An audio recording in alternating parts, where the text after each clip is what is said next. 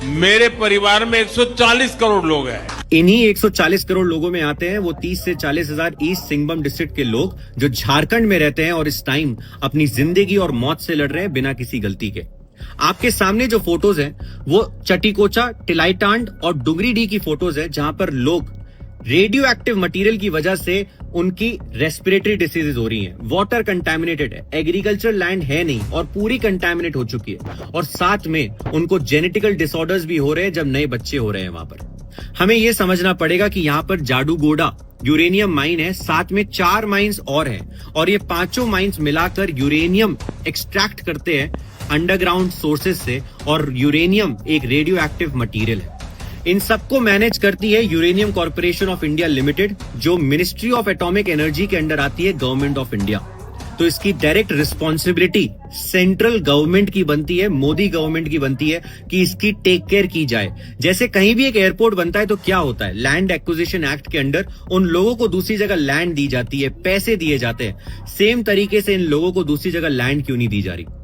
अगर हम ज्यादा कुछ नहीं तो ग्रीन ट्रिब्यूनल को रीच आउट कर सकते हैं कि वहां पे जो वेस्ट मटेरियल है उसको तो एटलीस्ट हटाया जाए, क्योंकि उससे सबसे ज्यादा रेस्पिरेटरी डिसीजेज होती हैं इन लोगों को। और साथ में कमीशन, ह्यूमन राइट्स कमीशन को भी रीच आउट करा जा सकता है कि इन लोगों को यहां से हटाया जाए, लोगों से डोनेशन ली जाए और इन लोगों का इलाज किया जाए, इन लोगों को नया एरिया दिया जाए, क्योंकि ये सब उन्हीं 140 करोड़ भारतीयों में आते हैं जिनमें आप और मैं आते हैं।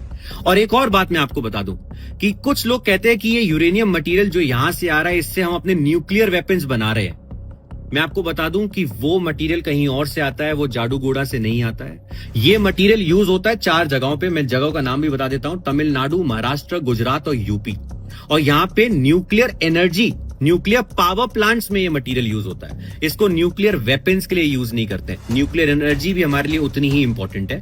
तो ये चीज कुछ एक कंफ्यूजन थी तो इसको दूर करना भी इंपॉर्टेंट है, बट साथ में सबसे ज्यादा इंपॉर्टेंट है हमारे अपने सिटीजन्स की जान। मेरी गवर्नमेंट ऑफ इंडिया से, नरेंद्र मोदी जी से रिक्वेस्ट है, आप कहते हैं कि 140 करोड़ आपकी फैमिली है सर, तो उनमें ये 30 से 40 हजार भाई बहनें, माता पिता, दादा दादी भी हमारे अपने हैं।